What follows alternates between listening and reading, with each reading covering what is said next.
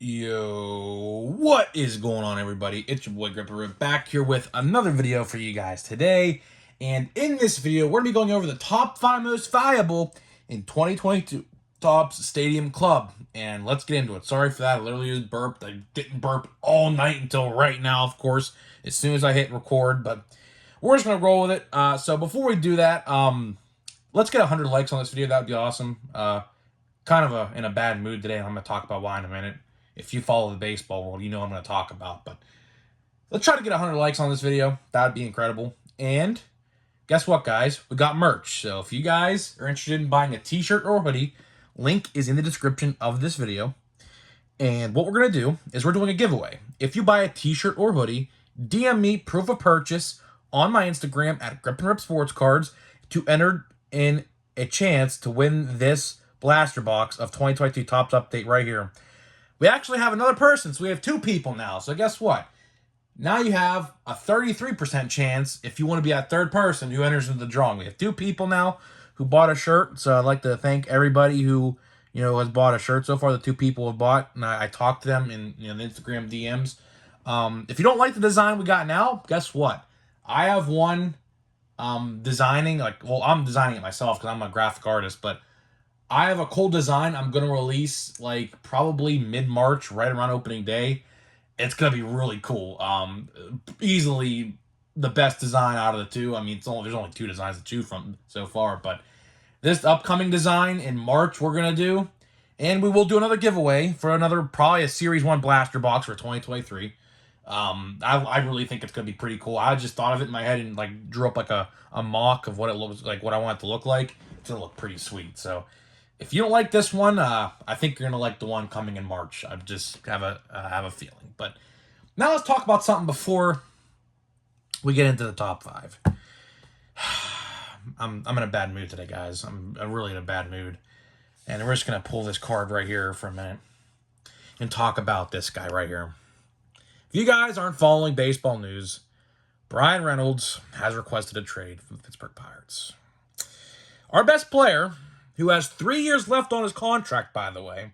He's not a free agent next year. Doesn't have one deal. He still has 3 years left on his deal, by the way. Keep that in mind. Has requested a trade. Rumor has it he turned down the biggest offer in Pirates history to make him the highest paid player in Pirates history. And I guess both sides are far in agreement on a number, and he unfortunately requested a trade. Now, it doesn't mean he's going to request or get traded, as the Pirates actually released a statement a little after the news broke saying that they have no intentions of trading him. They have 3 years left of control on Bryan Reynolds. So, and the sad part about the whole thing is Reynolds is by far the best player on our team now. Of course, we have O'Neal Cruz and Ke'Bryan Hayes, but Reynolds has by far been the most consistent out of the 2. Hayes had a very bad year last year. O'Neal, decent season. A lot of swings and misses, though. I think he'll pick it up. But, Reynolds, it's going to be hard to replace him. If we trade him, you might see a rant video. It's going to happen, I promise you. It'll be a rant video on this channel.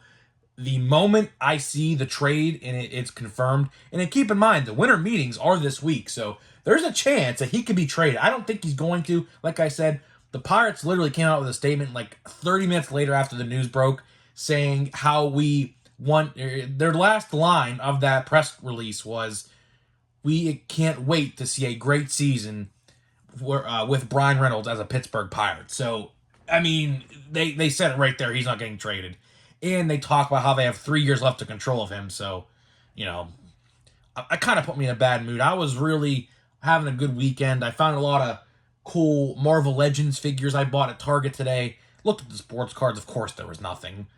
Went to a couple Walmarts, try to find holiday, nothing yet. Here it's this upcoming week, so we'll see. But yeah, that kind of put me in a bad mood. I was in Target as my friends. I had 5 or 6 people that are Pirates fans send me the exact same picture almost one time. I couldn't believe it. I legit couldn't believe it. And of course, before we get into the top 5, I know I'm talking about Pirates news. You probably don't want to hear, but he literally said in an interview, I kid you not, about a month ago, that he wants to stay in Pittsburgh for his whole career. So what changed between now and then, I don't know. Probably our stingy owner who doesn't want to pay anybody. Probably that's what it is. But Hopefully Reynolds remains a Pirate for at least this year because, without Reynolds, our offense is going to be worse by far. I mean, you can't replace Reynolds. Switch hitting I almost said shortstop, a switch hitting center fielder, batted like 280 last year, has a career batting average around 300 in his 3 seasons in the MLB. This upcoming year will be his 4th, but we'll see. So let's get into Stadium Club. Enough of that. I mean, a lot of you guys probably aren't even Pirates fans anyways, but a lot of you guys probably want Bryan Reynolds on your team, so I figured I'd just talk about it because that's the biggest piece of news coming out of the MLB today, and it's really disheartening as a Pirates fan because we thought we're on the cusp. I mean, I'm being serious. Like, a lot of people like to meme and troll the Pirates for being a bad organization, but with these people in our farm in AAA right now, like Endy Rodriguez and Henry Davis and Nick Gonzalez, we're going to be pretty good here in the next, maybe half of this season and in 2024. But enough of talking about the Pirates. Well, I'm already 6 minutes into this video, so sorry about that. If you skipped to this part, I don't blame you. But let's talk about the top 5 most valuable Stadium Club, shall we? So I took a little bit of a different approach with this set. What I did was I factored in price right now on eBay, and I also factored in how cool the picture looks. I mean, I don't know if you guys consider that a fair ranking, but Stadium Club is all about the pictures and the photography. That's literally what it's known for, having the best photography out of any set. So what I did was I looked at price, and I also looked at the pictures and on the card of the players to determine which one looks the coolest and things like that. So a lot of these players on this list are in the same order, but we did switch it up a little bit based on how cool the picture looks. So I hope you guys don't mind that I used that as a rating system this time. I thought we'd do something a little different because, it's kind of repetitive saying the same thing over and over again with these top 5s. But, we only got this set and one more other one. We have this, and then we have Heritage High Number this week. And that's the last of it. Believe it or not, guys, that is the last time you're going to see a top 5 like this for the year. Now, of course, we have Bowman's Best and Bowman Draft. And, well, actually, we do have Bowman, or I should say Topps Update Chrome. I don't know why I couldn't even say that. But we have Update Chrome releasing next week with a similar checklist. So you might see 2 more top 5s like this. But without further ado, let's get into it. I ain't do an honorable mention with this one, but let's start out with number 5. We have Bobby Witt Jr. of the Kansas City Royals. Bobby Witt, I don't know how many times I could say this. He is the face of the franchise of the Kansas City Royals. And if you're a Royals fan, you're very happy he's on your team. One of the few bright spots they have right now on that team. Now, I'm not a big, prospect guy, but from what I understand, the Royals have a pretty good farm system built up because, they haven't been good for since 2015 now, since they won the World Series. So it's been 7 years. You would think they'd have some decent guys in their prospects or in their minor leagues, but Bobby Witt Jr. will carry that next Kansas City Royals good team to the playoffs. I'm almost sure of it. He had a really good season this year. He didn't, I don't think, finish top 3 in Rookie of the Year voting this year, but the AL side of things was really stacked, with Adley, Julio, and I believe Jeremy came in second place, I believe. I think Bobby Witt definitely finished either 4 or 5, though. Bobby Witt Jr., 20 home runs, 20 stolen bases this year. It's hard not to like Bobby Witt Jr. I'm a huge fan of Bobby Witt Jr. My brother actually just pulled his, what are those inserts called? Home Field Advantage, yeah. He just pulled his Home Field Advantage out of a hanger box 2 weeks ago, and he just bought his Bowman Chrome First PSA 10 off of eBay, I think for $60 the other day. So yeah, we're a big Bobby Witt Jr. stands in this household, and he's literally right there. He's staring me right in the face. But Bobby Witt Jr., he does have a cool card. He does look pretty cool in his photo on Stadium Club. So again, another incentive to collect that card. Number 4, we got Wander Franco. Wander Franco, I think 90% of the time this year has made a top 5 list because, quite frankly, Topps has tried to push the Wander Franco agenda to the max this year. I mean, I can't blame them. Going into Series 1 this year, everyone was about Wander Franco. Everyone thought Wander Franco was going to be in 2021 update. He certainly should have been, but, since how stale and how bland Series 1 is this year, all things considered, looking back at it, he's by far the best card to collect in Series 1. There's really, off the top of my head, no other good rookies to collect in Series 1 unless I'm missing somebody. But it's been a while since I've opened Series 1. It's literally probably been since March since I've opened Series 1. This box is not even open yet. It's still sealed, but Wander Franco explains for himself. He's pretty good. He had a down year. His stock completely dropped this year. And that's because he pretty much sat like 1/3 of the season, if not more, on the injured list. I think next year, if he's healthy and plays to what his potential is, I think his stock will rise again. I have no reason to believe it won't. It's just whether or not he will stay healthy. Right now, everyone says he's injury prone. I mean, if you look at his injury record in the major leagues, he has spent a lengthy amount, even in 2021. That's why he was considered a rookie. My brother said he wasn't considered a rookie this year. I think he was.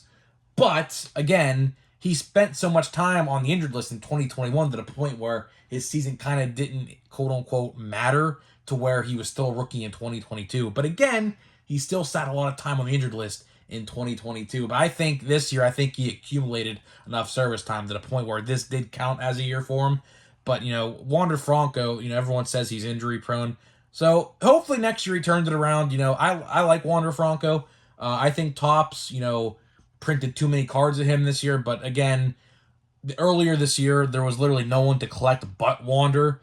O'Neill came in Heritage, but, aside from them two, until Series 2 dropped, there was nothing as far as a Julio, a Bobby Witt, Jeremy Pena, people like that. So, Wander kind of carried 2022 until the later end, so we can appreciate him for that. So that's why he makes number 4. And again, picture looks pretty cool. Number 3, we got my boy, the Pittsburgh Pirate, Oneil Cruz. I can't have Oneil Cruz not on a top 5 if you guys haven't learned by now. A lot of you guys like Oneil Cruz. Some of you don't. That's, it's fine. Oneil Cruz, he's very hit or miss, I guess you want to call it. He strikes out a lot. But at the end of the season, luckily, he actually started to lay off the low and away breaking balls. That was his kryptonite. He would swing and miss literally at a ball 2 feet out of the zone in the middle of the season. He was not seeing the ball well at all. But luckily, the last 2 to 3 weeks, he actually stopped swinging at those. So hopefully, and he's actually having a great. I think he's playing right now in the Dominican league or something. There was just a highlight clip not too long ago, a couple days ago. He had a 450-foot home run that was insane. I think it's in the Dominican League. I don't know where exactly he's from, his home country, but wherever he's playing right now, he's doing pretty well in that league. Now, of course, a lot of people in that league aren't, major league equivalent, but it's cool to see Oneil Cruz hit home runs, and that's what he does. He runs fast, he throws fast, he hits the ball 140, well, not exactly 140, but close to 140 mile an hour. I think it's 125, I think. But Oneil Cruz, I think, especially if Bryan Reynolds is gone next year, he's going to be by far the biggest offensive person who creates the most offense for the Pirates. I hope Bryan Reynolds don't get traded, bro, because if he does, I'm not going to be a fan of him. From what I understand and what the rumor is, now I don't know if this is true, going back to Bryan Reynolds, but rumor has it is he's completely thinks he's above everybody else. I mean, I don't know if that's true or not. I just saw that on Twitter today with some Pirates reporters reporting that he thinks he's above everybody else in the Pirates locker room, and he wants I guess 20+ million a year. So I mean, I don't know. We'll see. If Bryan Reynolds does leave Pittsburgh, it's probably best for him because he wants to go to a winning team. I can't fault him, but at the end of the day, he just literally said a month ago he wants to stay in Pittsburgh his whole career. So I don't know what changed. I don't know. But getting back to Oneil Cruz, his picture on his card is him rounding third base, smiling. I think they used the exact same picture in the... if you remember, In the Target exclusive complete set, they included one chrome card of a rookie, and there were short prints as well to that. I believe it's that picture, that Target exclusive chrome short print picture of him smiling, rounding the bases. So that is that picture. Now we get into the top two. Shouldn't be a surprise to anybody who the top two are going to be. Number 2, we got Houston Astros shortstop Jeremy Pena. Again, it's hard not to put Jeremy in the top 5 after the great postseason he had.